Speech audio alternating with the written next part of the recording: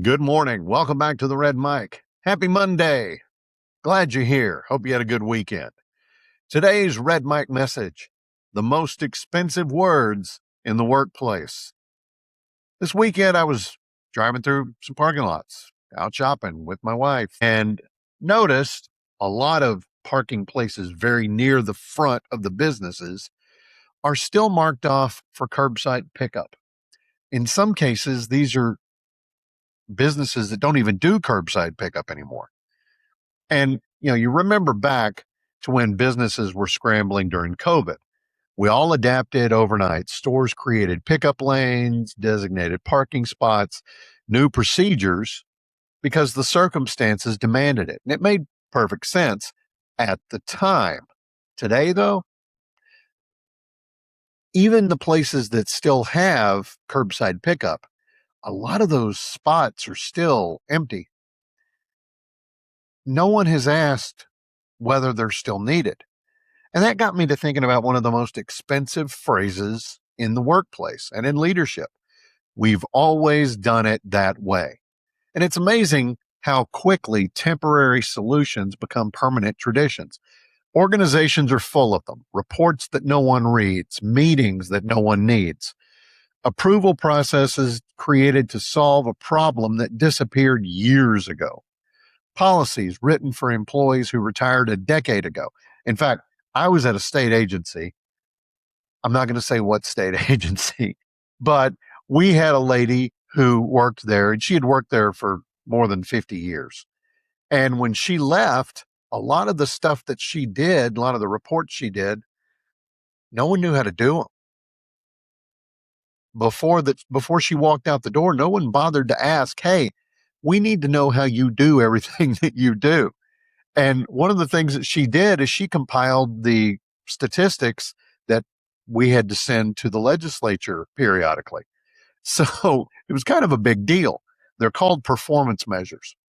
Again, they did not think, oh, she's retiring, maybe we ought to look at our policies and procedures because she's leaving. People also neglect technology that changed everything except the procedure manual. None of these things survive because they're the great idea. They survive because questioning them feels harder than accepting them. And that's the trap. Good leaders respect history. Great leaders periodically audit history. And there is a difference.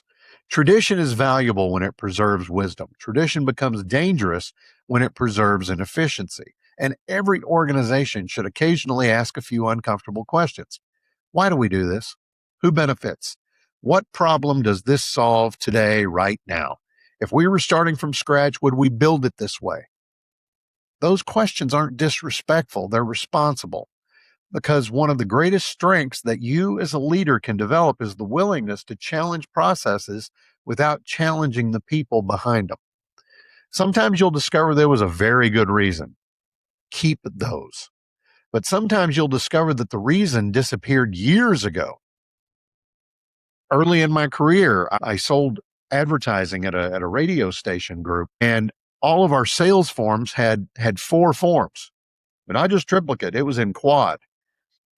One went to the business office, one went to, which was called traffic. They managed the flow of everything in the office. One went to the production offices because they had to be the ones to build the commercials. One went to me as the salesman. What happened to the 4th one? Where did it go? No one knew.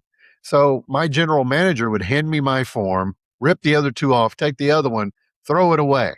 And then he'd say, what's next? The biggest obstacle is not necessarily the process or the procedure.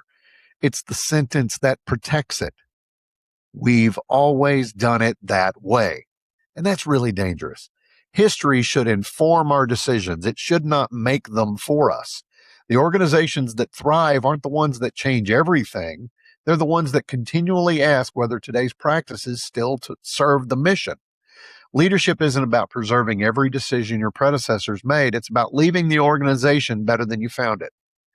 So this week, here's a challenge. Find one thing your team, your organization, your agency, your business, whatever it is, find one thing that is done simply because it's always been done that way.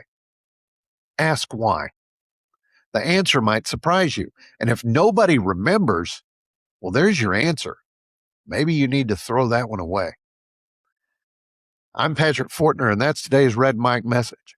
Hope you found it interesting or helpful. I hope you're able to use some of these things in place in your own life. I appreciate you being here. Again, happy Monday. I'll see you again tomorrow. And until next time, don't forget, life is short. Drink the bourbon.